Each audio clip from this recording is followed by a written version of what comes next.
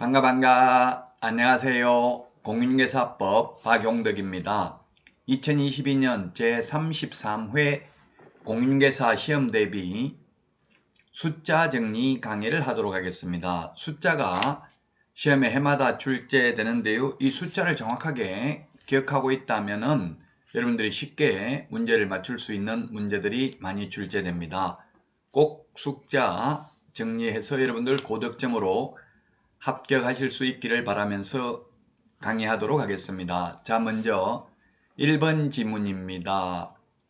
농지법인데요. 이 농지법이 개정됐기 때문에 주의를 하셔야 되겠죠. 농지 처분 명령을 받은 후 매수를 청구하여 협의 중인 경우 등 정당한 사유 없이 6개월 이내에 농지 처분 명령을 이행하지 아니한 자에게는 해당 감정가격 또는 개별 공시지가 중 더 높은 가액입니다. 더 높은 가액, 이게 중요하죠.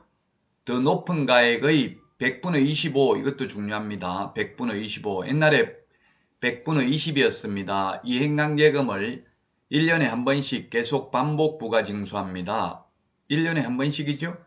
이행강제금이 건축법의 이행강제금이 있고요. 농지법, 그 다음에 부동산 거래 신고 등에 관한 법률, 부동산 실권리자 명의 등기에 관한 법률, 장사 등에 관한 법률이 있습니다. 이행강제금은 한 번만 부과하고 끝이 아니라 이행할 때까지 계속 반복 부과 징수하는 특징이 있습니다. 이미 이행을 하면 새로운 이행강제금 부과는 즉시 중지하고 이미 부과된 것은 징수하여야 합니다.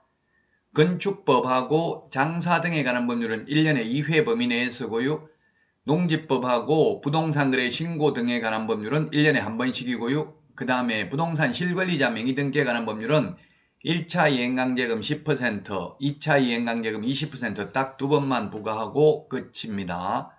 자, 그래서 6개월이 정답이 되겠습니다. 6개월 이내에 처분해야 됩니다. 6개월 이내에.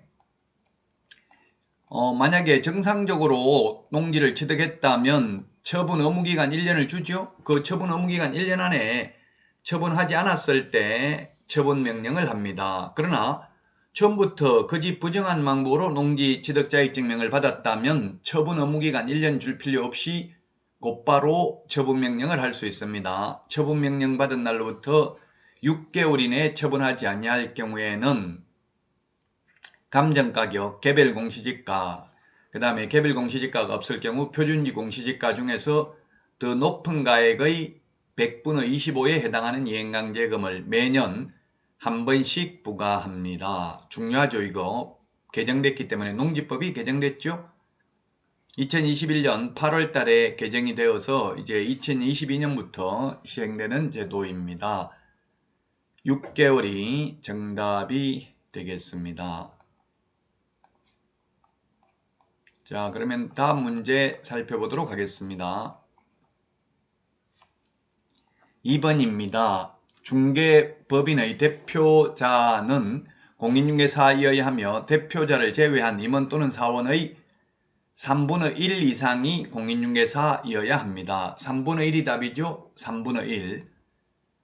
자, 3분의 1이 답이 되겠는데요. 3분의 1. 3분의 1 이상이 공인중개사이어야 합니다. 자, 대표자는 반드시 공인중개사이어야 합니다. 외국 법인의 우리나라 진출을 막기 위한 조치이죠. 시험에 아주 자주 나오는 지문입니다. 시험에 대표자는 공인중개사가 아니어도 되나 X고요. 자, 그 다음에 대표자 포함이 아니라 제외한 임원 또는 사원이고요. 이때 사원은 한 명 합자 회사의 무한 책임 사원을 말합니다. 유한이 아니라 무한 책임 사원입니다. 따라서 우리 공인중개사법상 사원이라고 하면 주식회사 임원과 같은 지위에 있는 사람을 말합니다. 대표자 포함이 아니고 제외한 임원 또는 사원의 3분의 1 이상이 공인중개사이어야 합니다. 그래서 시험에 대표자를 제외하고 임원이 7명인 경우 이 중에서 3분의 1 이상이 공인중개사야 되죠. 근데 2명 이상이 공인중개사이면 된다. X로 출제됐습니다. 3명 이상이 되죠. 6명의 3분의 1이 2명이니까 7명의 3분의 1은 2.333이니까 사람을 2.3으로 쪼갤 수는 없죠.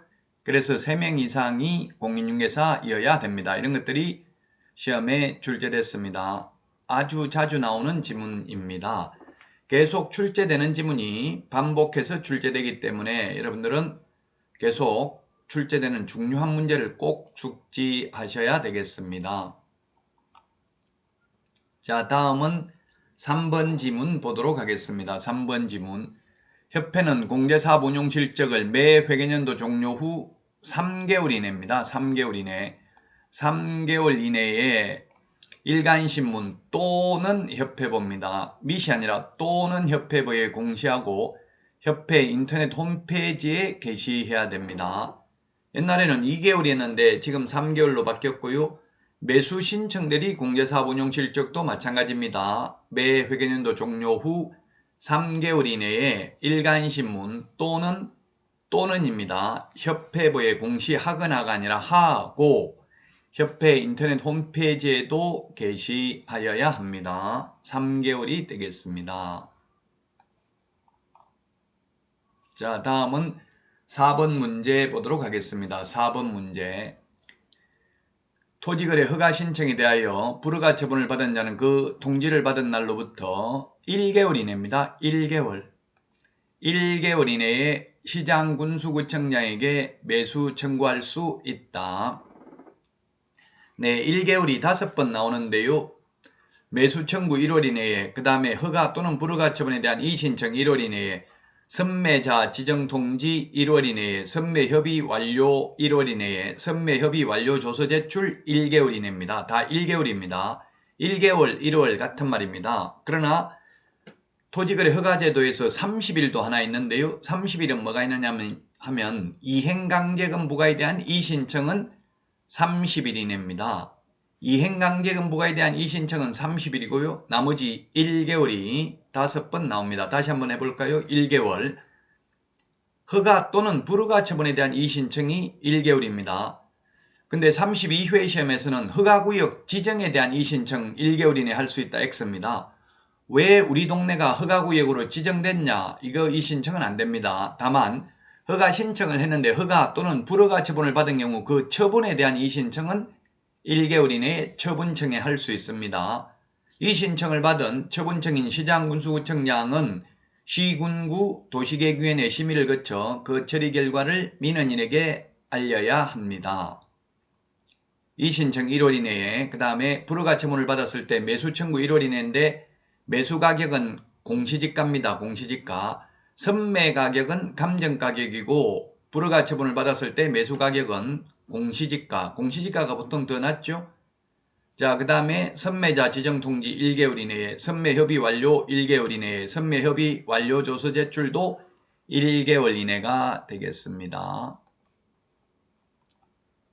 자, 다음은 5번 문제입니다. 5번 문제 보도록 하겠습니다. 개업공개사는 그 등록관청 관할구역 안에서 안에 중개사무소를 2대, 1개의 사무소만을 둘 수 있다. 1등록 1사무소입니다. 예. 등록관청 관할구역 안에 두어야 되고요. 1개만 둘 수 있습니다. 다만 법인의 경우에는 분사무소를 둘 수 있습니다. 분사무소는 주된 사무소가 속한 시군구를 제외한 시군구별로 설치하되 시군구별로 1개소를 초과할 수 없습니다. 분사무소 책임자는 공인중개사이어야 합니다. 다만 다른 법률의 규정에 의해서 중개업을 영위할 수 있는 이른바 특수법인은 책임자가 공인중개사일 필요는 없습니다. 자, 여기까지 1강 강의를 마치고요. 2강에서 다시 찾아뵙도록 하겠습니다. 여러분 수고하셨습니다. 안녕히 계십시오. 안녕.